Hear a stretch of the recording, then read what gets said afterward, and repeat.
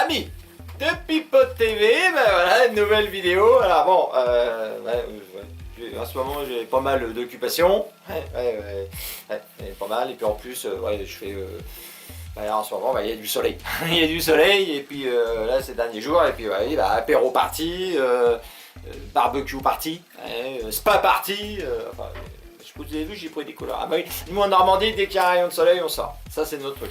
Aussitôt, putain, il y a du soleil, on sort. Voilà, donc voilà, ça va être un JT. Alors c'est vrai que je sais même pas s'il fonctionne encore. Ouais, il y a la tonalité, tout fonctionne. Le mug, Pipote TV, les lives, ça me fait plaisir. Et puis voilà, donc on va essayer de faire un truc. Alors c'est un JT un peu bric-à-brac. Ouais, il y a tout, n'importe quoi. C'est des petits trucs que j'avais notés, ou que j'ai entendu, et que j'ai vu, et puis j'avais mis de côté, puis j'ai dit comme ça. Voilà. Donc c'est pas le JT de la semaine, hein. Là c'est un peu plus loin que la semaine. D'accord. Là c'est parti, et on démarre ce petit JT. Bien sympa, j'imagine.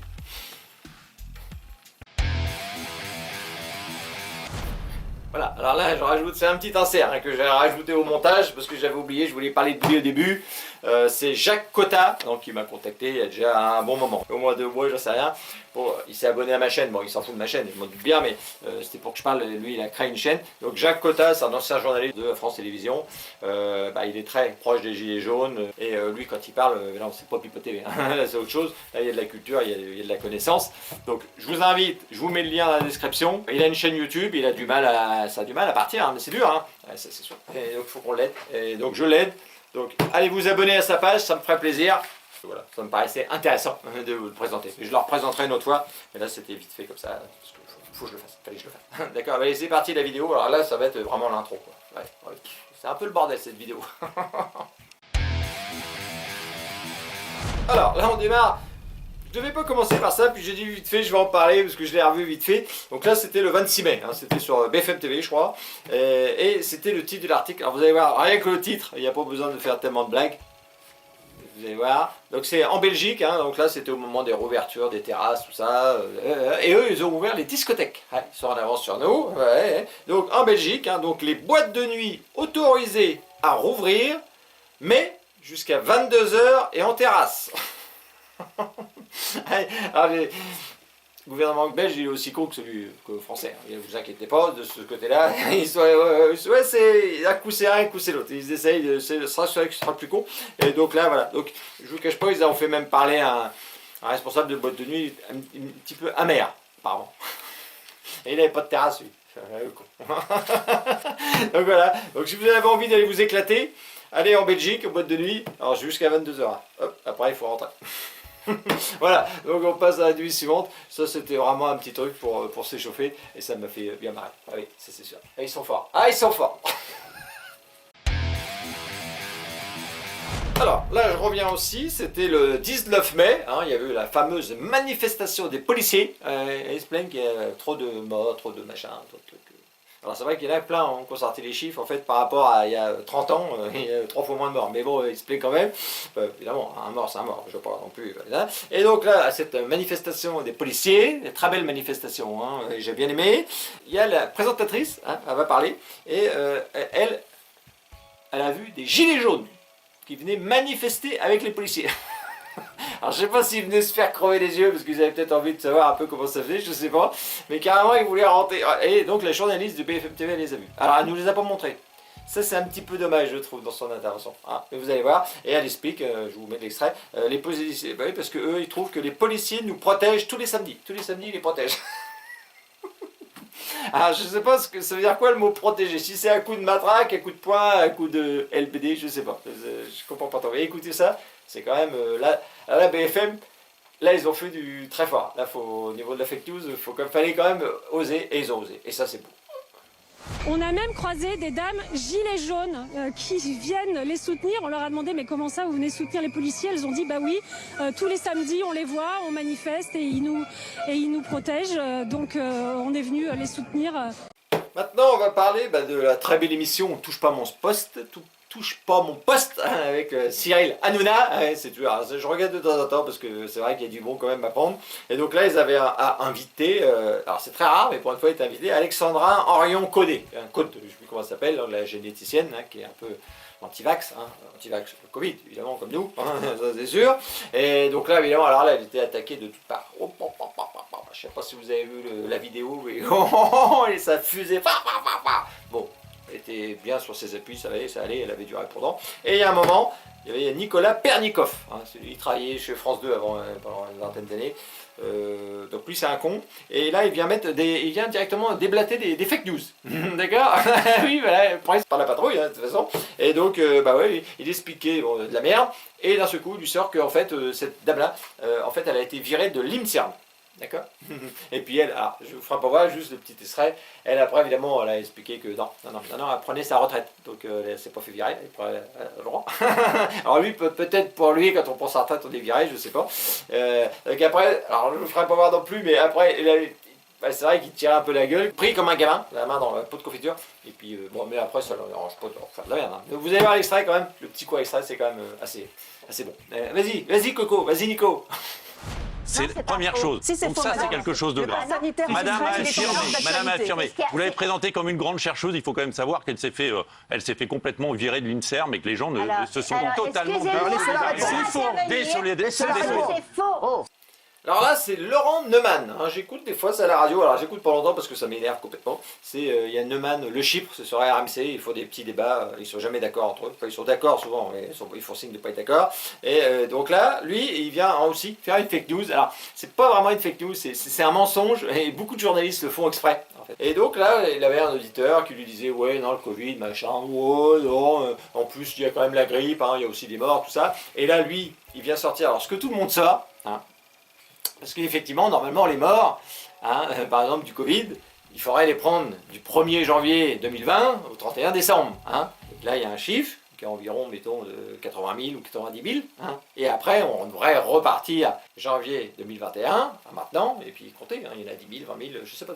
Évidemment, le chiffre, là, si on nous disait, ouais, il y a 20 000 morts du Covid, bah, ah ouais, ça nous...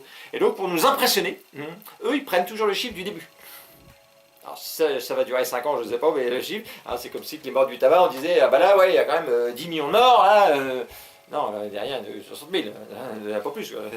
Donc c'est une petite ruse qu'ils ont, hein, c'est toujours prendre. Et donc là, ils comparent la grippe c'est par année, la pire année, et le Covid, c'est en un an. Un an, 2020-2021, d'accord. Et ça fait 1 an et demi en fait. Allez, vas-y, écoute-moi ça, Neumann. Alors là, c'est juste un audio, écoutez cette petite crapule. J'ai pris des notes pendant que tu parlais pour essayer de répondre à chacun de tes arguments. D'abord sur le dernier, les pires années de la grippe, c'est 10 000 morts. Là, on en est à 103 000 morts en un an. 103 000 morts. Donc tu vois qu'on n'est pas dans les mêmes proportions. Deuxièmement... Voilà, hein, vous avez vu, c'est une petite ruse. Vous l'entendez assez régulièrement, c'est de toute façon. Il faut que le chiffre soit gros, il faut qu'il nous fasse peur. Alors... On était chez Hanouna, on reste chez Hanouna, donc ils ont fait un duplex un jour, le jour l'ouverture des terrasses, hein, ça a été un événement, ils ont fait un live en direct sur une terrasse et c'était avec Gabriel Attal. Et là ils nous prennent vraiment pour des neuneux ou des demeurés ou je sais pas, parce qu'ils se penchent vraiment sur des trucs, parce qu'à un moment, Hanouna il lui demande c'est quoi la règle pour enlever son masque. À quel moment on peut... Et ça, eux ils y ont réfléchi. Et eux ils vont vous le dire, d'accord. Parce que vous savez peut-être pas. Allez vas-y, balance la purée, balance la vidéo. On est là. Alors, on se met là, Bah, installez-vous. Hein. Bonsoir, ça va bien? Voilà. Ça va? Bonsoir. Vous allez bien? Bonsoir. Alors, est-ce qu'on peut... Alors, Gabriel Attal, on peut enlever le masque en terrasse alors? Alors, la règle, ouais. c'est qu'on garde le masque jusqu'à ce qu'on reçoive la boisson ou premier plat. Très bien. Si on dîne. Vous voyez, bah, je savais pas. Ouais, Et après, il faut le remettre pour payer une fois qu'on a consommé.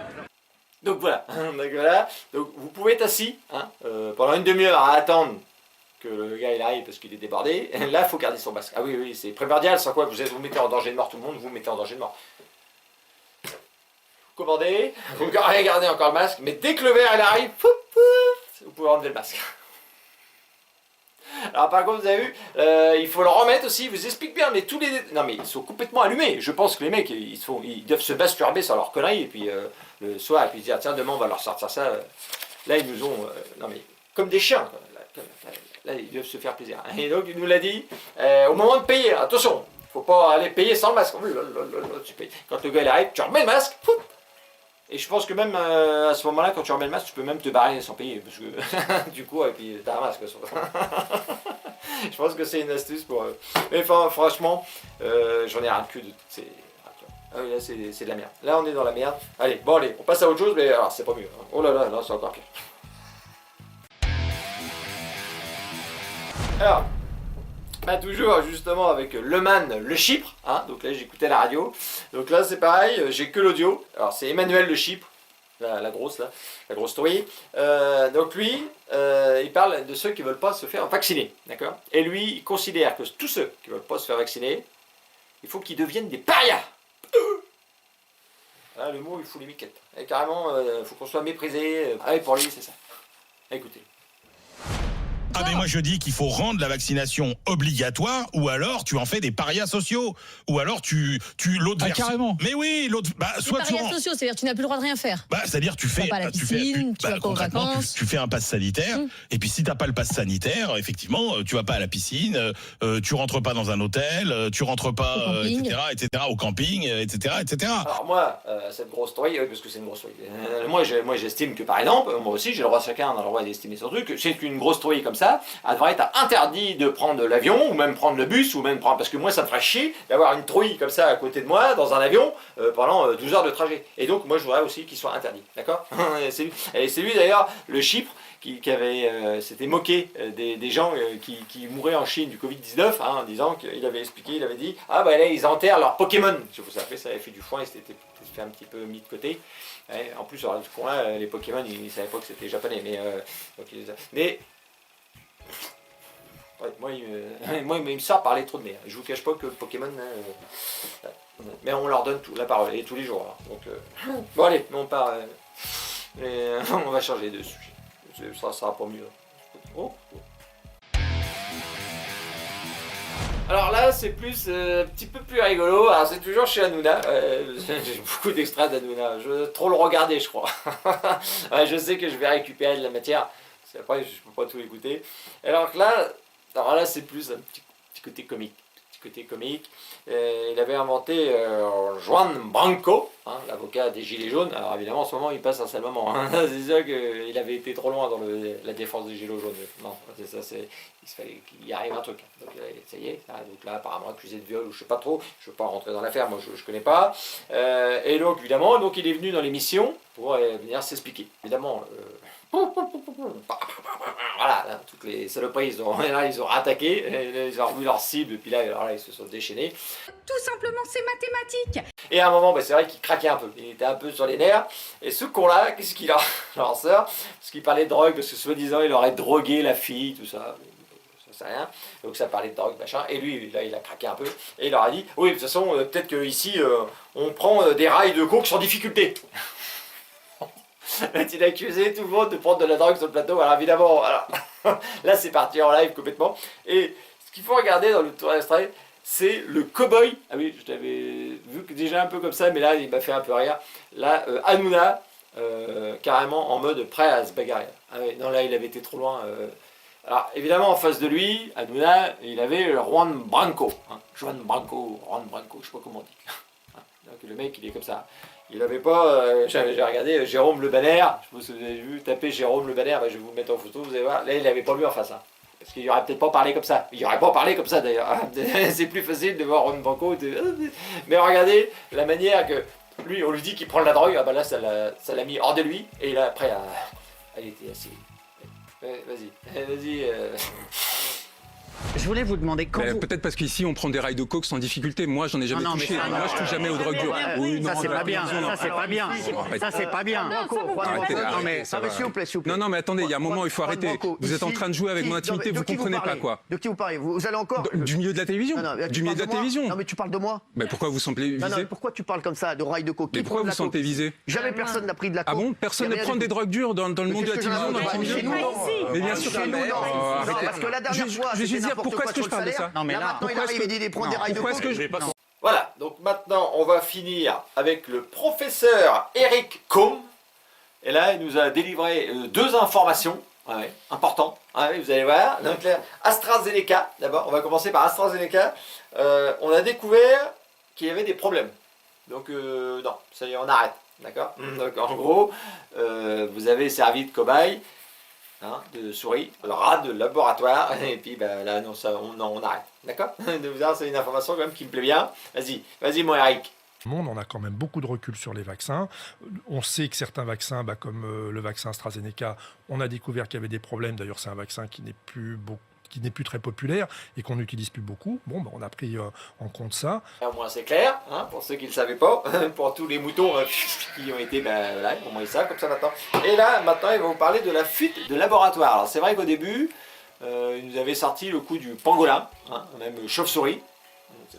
C'est vrai qu'on se disait, il y en a plein quand même qui nous disaient, ouais, attention, c'est peut-être un laboratoire, tout ça. Alors là, dès que tu disais ça, là, tu te faisais traiter de complétiste. Ah là, t'étais, Alors c'est dommage que j'ai pas les images à l'époque de tous ceux qui traitaient les gens de complétistes dès qu'on disait ça. Et puis, lui, monsieur Eric Combe, là, il nous annonce que, ouais, en fait, voilà. Ouais, ça se pourrait, quoi. Allez, vas-y. Professeur Eric Combe, l'origine du Covid-19. Ça y est, ça revient sur le tapis. C'est normal que ça revienne sur le tapis. laboratoire, c'est normal. C'est normal que ça revienne sur le tapis. À partir du moment où on ne trouve pas de réservoir animal, on se pose tous la question de savoir comment c'est apparu. Bon, et l'origine fuite d'un laboratoire, c'est plausible? C'est plausible. Enfin, disons que tant qu'on n'a pas découvert le réservoir animal, c'est plausible. Voilà. Donc, voilà. En fait, peut-être que les complotistes, ils avaient raison. Et voilà. Et c'est pour ça que nous, ici, on est fiers d'être complotistes, et on sera complotistes. Ouais. Au moins, pour nous, ça nous fait... Voilà. Bon, allez, terminé pour aujourd'hui. Et puis, on se retrouve une prochaine fois. Alors, je sais pas quand. Non, je sais pas, parce que là, en ce moment, soleil, les vacances approchent, bientôt être en vacances, tout ça. Enfin bon, on verra la prochaine fois, quand j'aurai le temps. Et peut-être la semaine prochaine, peut-être. Je sais pas. Et vas-y, Agéa, balance un peu de zik et puis on arrête.